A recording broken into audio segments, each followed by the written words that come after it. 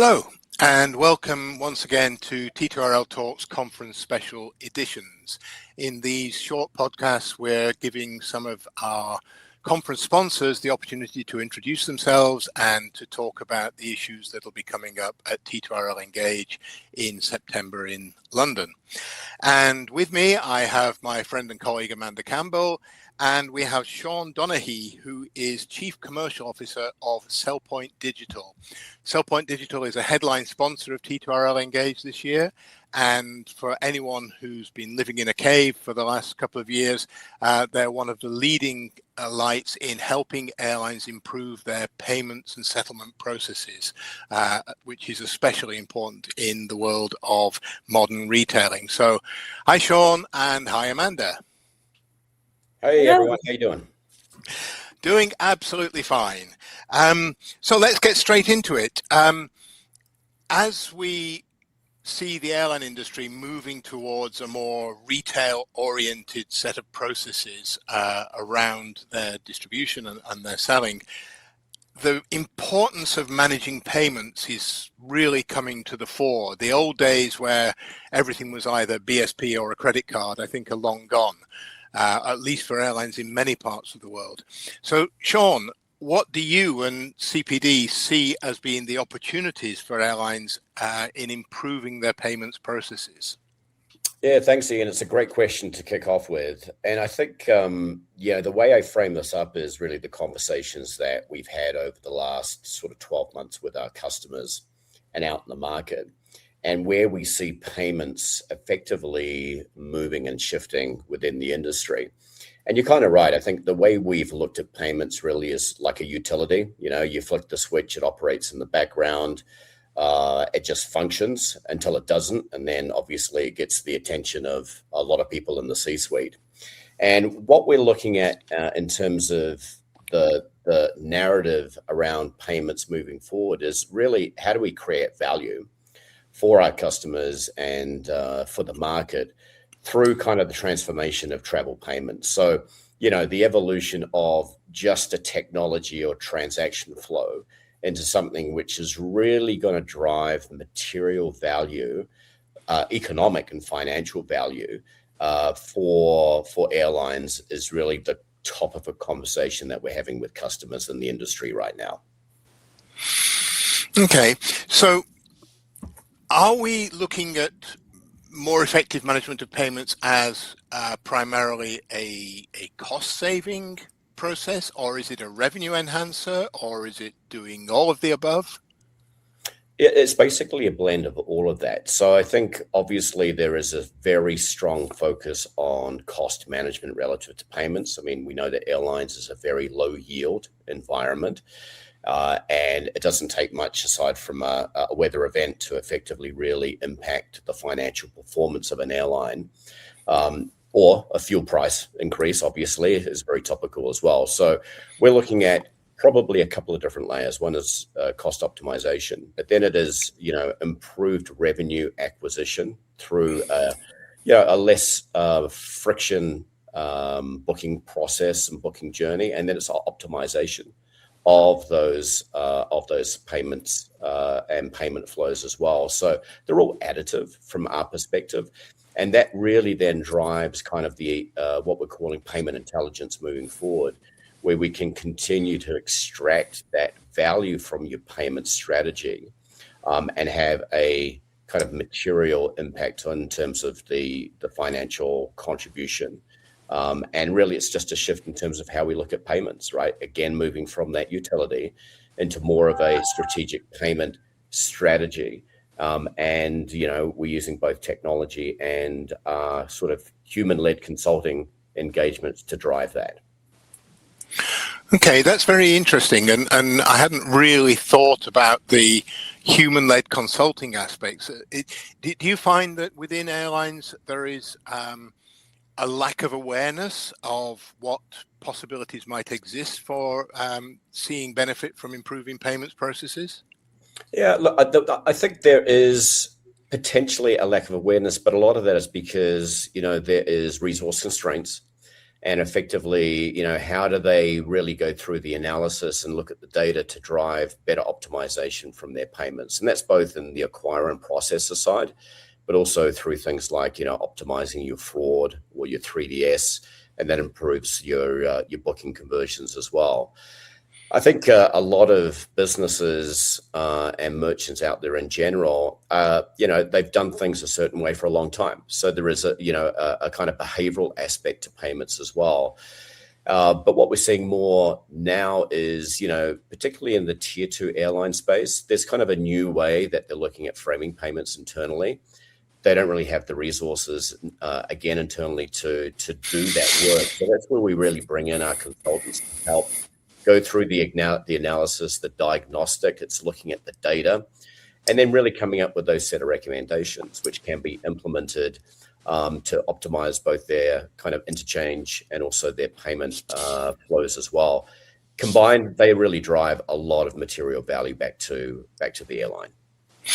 Okay, and payments is an area that T2RL as an organization has not really been hyper aware of until maybe the last 2 or 3 years. And I think some of our listeners will be aware that last year at the conference, we had the first dedicated payments track.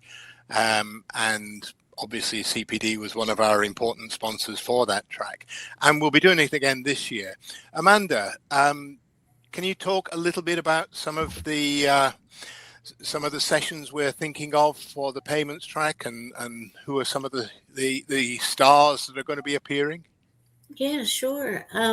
So the payments track actually takes place on the Tuesday. So just everyone knows, and it's going to be in the afternoon. I think we've got a really interesting session first up, and it's about value, and it's about naming the size of the prize. So we really want to kickstart the proceedings with that big number that we're all hoping to get, the value from. And I think that's really important because there's a lot of anecdotal information, and there's a lot of, sales pitches and so forth going on across the industry. And it's really nice to start with something a little bit more concrete.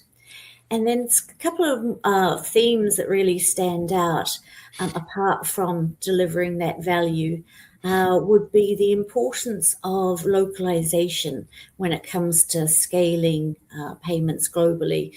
So quite often, payments are sort of left at to the last minute to figure out, or as Shaun was saying, it's the commodity that gets turned on at the end, and it can really make or break a strategy, and it's bringing that local precision, I think, into global scaling as a conversation that we're really going to have.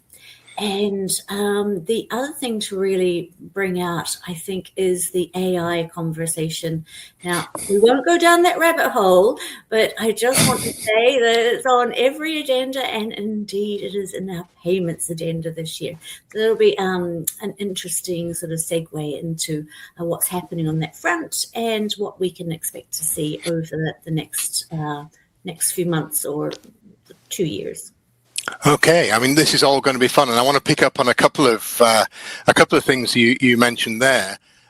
One is the globalization, or the recognition that payments have quite different challenges in different parts of the world. I'm going to let a little light in on magic here, because Shaun is actually talking to us right now from Latin America, and I think the payments scene in Latin America is really quite different to the payment scene in Europe or Asia, and that's probably true of all regions. And a company like CPD is got to stay on top of all that. Yeah, 100%. I think the way we look at it is, how do we take the complexity out of the payment ecosystem? And that's really what we play in the market.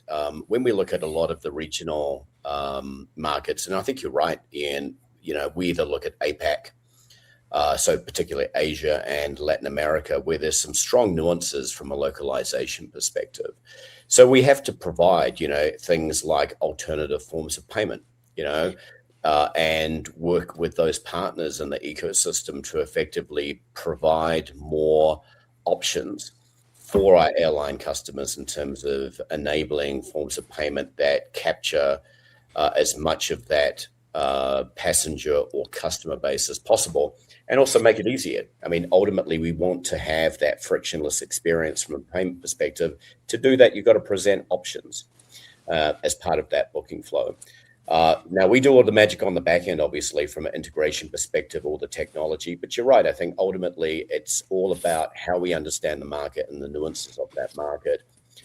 And, the way we operate really is, understanding our customers' needs and requirements and then mapping that into our product roadmap and making sure that we're doing what we need to do as part of the, taking the complexity out of the payment ecosystem. Yeah, it's a complex world. One of my favorite T-shirts I ever saw was one that a guy called Ben Goldacre, who's a journalist and writes about some of these things, has a T-shirt that says, "I think you'll find it's a little more complex than that." And that's really where we are. The payments infrastructure for anyone operating on a global scale, and almost by definition, airlines operate on a global scale. Even if they're only operating flights within one region, they're still selling around the world in many cases. And I think the idea that you can take the complexity out for the airline is a very, very attractive one. Yeah. Sorry, go ahead. No, I was just going to sort of lean in on that, and that is, the way that we look at this is how do we kind of blend that human-led consulting with the technology and the data and the insights and the automation and AI. Obviously, we talk about AI as well as an enabler to drive the better outcomes that we want for our customers, and so they can get that value out of payments. Okay, and something else that Amanda mentioned, the very first session in the payments track is trying to determine the size of the prize. How, when you're talking to airlines, do they think about measuring the return on investment from implementing one or more of your solutions? Is it a revenue uplift? Is it a cost saving? Is it a margin thing? How do they determine the size of the prize? And roughly speaking, what is the size of the prize? What's available? It is the big question. So the way we look at the outcomes or the results is really in 4 areas. So it's higher conversions. So, it's gaining more bookings and more passengers through the payment experience. It's obviously lowering their costs of processing and managing their payment flow. It's generating a better customer experience. And then all of that combined with optimization really is around greater profitability. So the way we frame that up with the customer is really around net margin improvement, because that really gets the attention of the teams that we engage with. And it comes down to, what percentage points is payments really going to drive, particularly through optimization and lower costs, that net margin improvement. And that does vary, obviously, based on the airline, but it is very material. And I think, when we're talking in the under the framework of an optics of, increased fuel costs and, just the operating model of an airline, and it goes back to extremely skinny margins, payments can be a very attractive value driver if done in the right way. And that right way, of course, is combining, orchestration optimization with the data and the automation and AI that I talked about to really then give you a very strong and robust payment strategy. So the way we frame it up really is around net margin improvement. Okay, and that makes good sense. Amanda, were you? Oh, I was just going to lean in on that a little bit and ask you, how much on average can an airline expect? So if they're doing everything right, or not everything right, but certainly doing big chunks of work right, what kind of margin improvement can they expect to see? So it would be, in single digits, but that single digits is reflective of the total, operating and economic model of the airline. So It actually does have a material impact, and you'll start to see airlines kind of call out, payments as a value driver. I think over the next couple of years, specifically with their earning reports, where they're actually driving increased profitability through the way they actually manage their payment technology. So, I'm not going to give you a range, but really from a profile perspective, it's meaningful enough to get the attention of the CEO. Okay. Yeah. And speaking of the CEO, what's your entry point to an airline typically? Is this a pitch that you would make to the CFO or to the CCO? Is it a commercial pitch, or is it a finance pitch, or is it both, or does it vary, or what's the story there? I think it does depend on the kind of organizational structure. But if you looked at the kind of decision makers or the people that would understand what this economic benefit is, really it's in the finance team predominantly. And then it really flows through to product and, the people that run their digital experience. There are payments teams, obviously, within the airlines. It depends, again, on the scale and quantum of how many people based on the profile of the airline and how they effectively resource and look at payments as part of a function of treasury or part of a function of product, and whether they view that as an enabler or a kind of a cost center. It doesn't really matter from our perspective. Ultimately, we're looking at financial and economic impact, and that really sits with the finance team predominantly as a discussion starter. And I suppose that's the benefit of your consulting business as well. I mean, when things are quite siloed, as we all know, and the airline organization and payments is quite transversal, someone coming in with that holistic 360 thinking and vision must be highly valuable for the airline. 100%. And I think part of that really is, the way we articulate that is under the framework of a CFO, because they are looking for either cost optimization within their business, anything that can kind of move the needle in terms of their profitability quarter by quarter. And it's an extremely challenging environment to operate in. So, where we can come in and we can use our consultants to walk them through the narrative, the methodology, and also, more importantly, the outcomes, which are based on their data-driven outcomes, then they're able to basically see what the value of their payment strategy can actually be within their business, moving forward, and also the outcomes and the kind of value creation can be driven fairly rapidly. We're not talking about a year's worth of implementation to actually drive that value. It can be extremely quick. And we can actually see material benefit within 60 to 90 days, and that's also very attractive to the CFO as well. It certainly is. I want to ask a question about size. They say size doesn't matter, but when I think of you and engaging with airlines, I think of you really dealing with the top tier airlines with global reach and whatever. Is there a size of airline below which it wouldn't make sense for you to talk to them? No, not at all. I think the model that we have and the way we engage is equally relevant to a small regional airline as much as a tier one. And obviously, the segmentation of those from tier 1 to tier 2 to tier 3. Obviously, there's a lot of metrics in terms of how they're basically categorized. But, we would work with a smaller regional operator as much as a tier 1, because ultimately the value that we can create is just as meaningful. I mean, the numbers are going to be different, of course, but ultimately, that financial and value impact is equally meaningful if you're a regional operator as opposed to a global, country flag carrier. Okay, so the $64,000 question, or 64 million maybe, who knows? Why are more airlines not doing this? Why are more airlines not maximizing the potential in their payments processes? Well, I think it goes back to the complexity, and they're kind of buried in the day-to-day process of managing their payments and the infrastructure and that whole, operation.